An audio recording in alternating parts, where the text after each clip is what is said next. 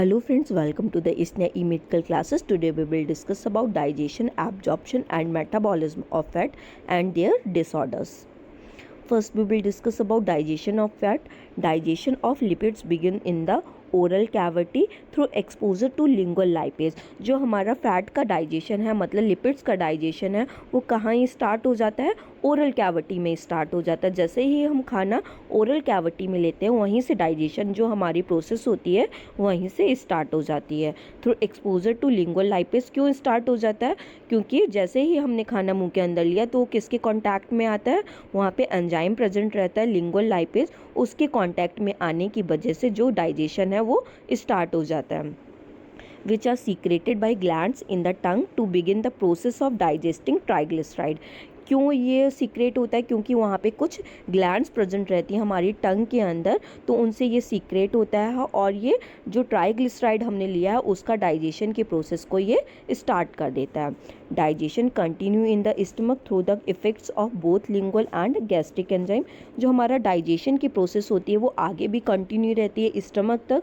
क्यों कंटिन्यू रहती है? क्योंकि वहाँ पे किसका इफेक्ट है? लिंगुअल लाइपेज जो होता है उसका इफेक्ट है, और गैस्ट्रिक एंजाइम जो होते हैं उसके इफेक्ट की वजह से जो डाइजेशन की प्रोसेस है वो स्टमक तक कंटिन्यू रहती है। Next one, absorption of fat.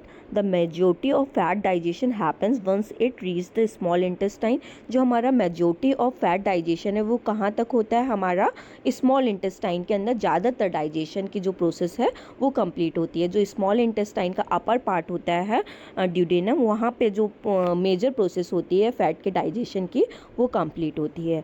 Here also where the majority of nutrients are absorbed.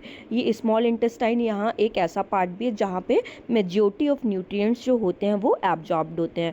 जिससे डेडुनम होता है, उसके बाद जेजुनम है, और फिर क्या होता है? टर्मिनल पोर्शन जो होता है वो इलियम होता है। इलियम तक मेजर जो फैट का डाइजेशन है वो कंप्लीट हो जाता है, और जो फैट का एब्जॉर्प्शन है वो कंप्लीट हो जाता है। मेजर जो एब्जॉर्प्शन होगा वो ड्यूडेनम पार्ट में ही कंप्लीट हो जाएगा, और जो बाकी का रिमेनिंग बचेगा एब्जॉर्प्शन होने के लिए वो कहाँ तक कंप्लीट हो जाएगा? इलियम जो पार्ट होता है वहाँ तक इसका जो एब्जॉर्प्शन होता है वो कंप्लीट हो जाता है। रहा वाटर और विटामिन के का एब्जॉर्प्शन, वो जाके हमारा लार्ज इंटेस्टाइन में होता है।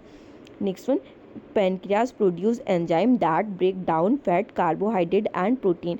क्यों हो जाता है? क्योंकि यहाँ पे जो पेनक्रियाज जो होता है वो डायरेक्ट जो होता है स्मॉल इंटेस्टाइन में कुछ एंजाइम रिलीज करता है, जिसकी वजह से क्या होता है? फैट का भी डाइजेशन हो जाता है, कार्बोहाइड्रेट का भी डाइजेशन हो जाता है, एंड प्रोटीन का भी डाइजेशन होता है। Liver produce bile that help you digest fat and certain vitamin. जो लीवर हमारा होता है वो क्या प्रोड्यूस करता है? बाइल। बाइल जो होता है हमारा गॉल ब्लैडर के अंदर स्टोर होता है। जैसे ही हम लोगों को रिक्वायर्ड होता है कोई भी चीज़ डाइजेशन करने के लिए, वो रिलीज होता है और फैट का डाइजेशन और विटामिन का भी डाइजेशन ये करवा देता है। Next one, metabolism of fat. Metabolic process that break down ingested fat into fatty acid. Metabolic process क्या होती है? जो कि फैट को किस में ब्रेक डाउन कर देती है? फैटी एसिड के फॉर्म में ब्रेक डाउन करती है। उस प्रोसेस को हम क्या कहते हैं? Metabolism.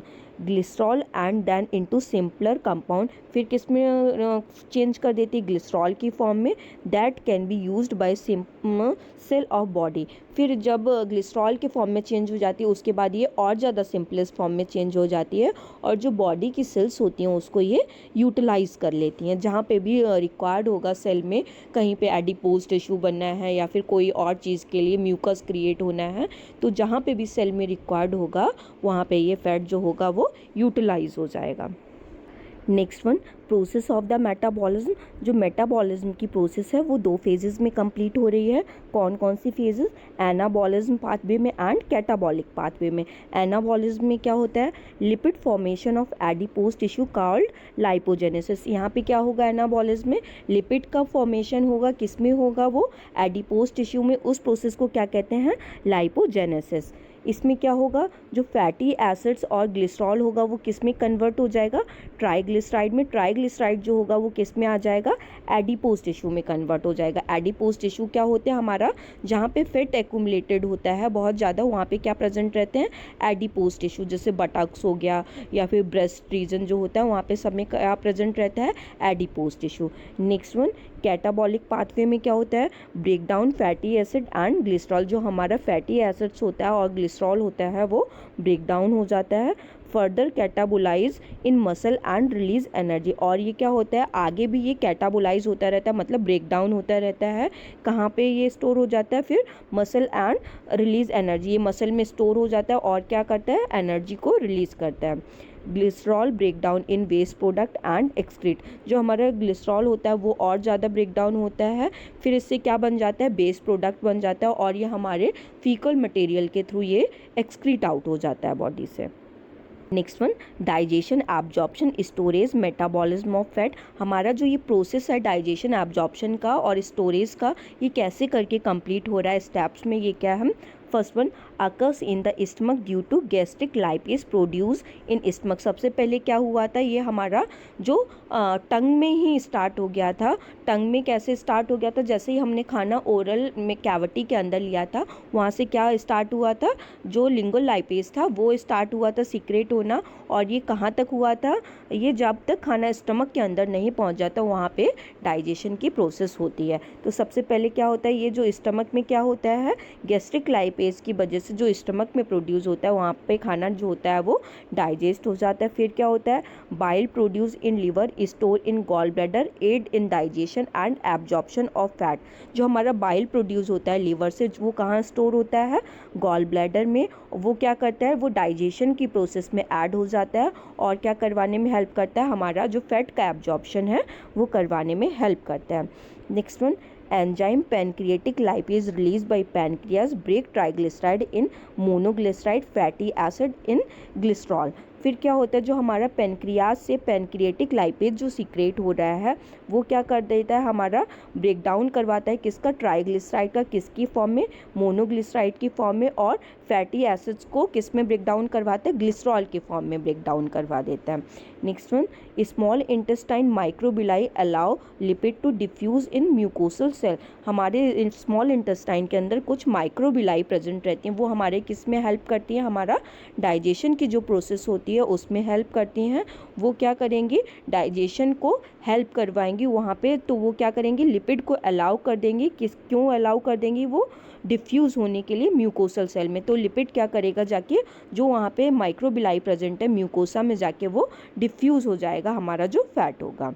Next one, small intestine very efficient in absorption of fat and excrete in faeces. जो हमारा स्मॉल इंटेस्टाइन होता है वो परफेक्टली इफिशिएंट होता है, किस लिए, हमारा जो फैट का एब्जॉर्प्शन करने के लिए वो परफेक्टली फिट है। तो वो क्या कर देता है, फैट को एब्जॉर्ब करवा लेता है और बाकी का जो रिमेनिंग अमाउंट बचता है उसको फीकस से एक्सक्रीट आउट करवा देता है। Next one, disorder of fat. Disorder of fats में क्या होता है, अगर हमारे अंदर डिफिशिएंसी हो रही है फैट की तो क्या हो जाएगा, फर्स्ट डिसऑर्डर उसमें फायरनोडर्मा हो जाता है। फायरनोडर्मा में क्या होता है, जैसी स्किन होती है वो टोड के जैसे रिजेंबल करने लगती है। टोड स्किन क्या होती है, इसमें छोटे छोटे स्किन में, जैसे मेढक की स्किन में बर्ड्स प्रेजेंट रहते हैं वैसे ही स्किन में जो होते हैं वो बर्ड्स निकल आते हैं, तो बहुत रफ़ी स्किन हो जाती है। नेक्स्ट वन, क्या प्रॉब्लम हो रही है, पुअर विटामिन एब्जॉर्प्शन हो रहा है। मतलब अगर फैट नहीं होगा बॉडी के अंदर तो वो क्या करेगा, विटामिन का एब्जॉर्प्शन अच्छी तरीके से नहीं करवाएगा। क्यों नहीं हो पाएगा, क्योंकि हमारा जो विटामिन जो रिक्वायर्ड होते हैं वो फैट का डाइजेशन करवाने में हमारी हेल्प करते हैं। तो अगर फैट ही नहीं होगा बॉडी में तो विटामिन का एब्जॉर्प्शन कैसा हो जाएगा, पुअरली एब्जॉर्प्शन हो जाएगा। Next one, infant suffer from growth and development. Infant जो होता है वो किससे सफ़र करता है, ग्रोथ एंड डेवलपमेंट से। क्यों, क्योंकि फैट जो होता है वो हमारा मेजर पार्ट एक्यूमुलेट करते हैं हमारी बॉडी में, जो हमारा एडिपोज टिश्यू बनाने के काम में आते हैं। तो जो अगर बॉडी के अंदर फैट नहीं प्रेजेंट रहेगा तो ग्रोथ एंड डेवलपमेंट जो होगा बेबी का वो पुअरली होगा। नेक्स्ट वन, डिप्रेशन में जा सकता है इंसान, और क्या हो सकता है, increase risk for cancer. Cancer के लिए भी रिस्क हो जाता है अगर डिफिशिएंसी हो रही है फैट की तो। Next one, over consumption of fat. अगर कोई पर्सन ओवर कंजप्शन कर रहा है फैट का तो उसको क्या क्या चांसेस रहेंगे, ओबेसिटी होने के चांसेस रहते हैं। क्यों, क्योंकि हमारा जो एडिपोज टिश्यू होता है वो एक्यूमुलेट होने लगता है इस कंडीशन में ज़्यादा, तो पर्सन को ओबेसिटी होने लगती है। एथेरोस्क्लेरोसिस में क्या होता है, प्लेक फॉर्मेशन हो जाता है आर्टरीज़ के अंदर। अगर प्लेक फॉर्मेशन क्यों हो रहा है, क्योंकि फैट जो है वो ओवर कंजप्ट किया है, तो वो कहीं ना कहीं जाके वो एक्यूमुलेट कर जाता है, इसी वजह से एथेरोस्क्लेरोसिस होने के चांसेस बढ़ जाते हैं। इंक्रीज कैंसर रिस्क, पर्सन को कैंसर का रिस्क भी बढ़ जाता है।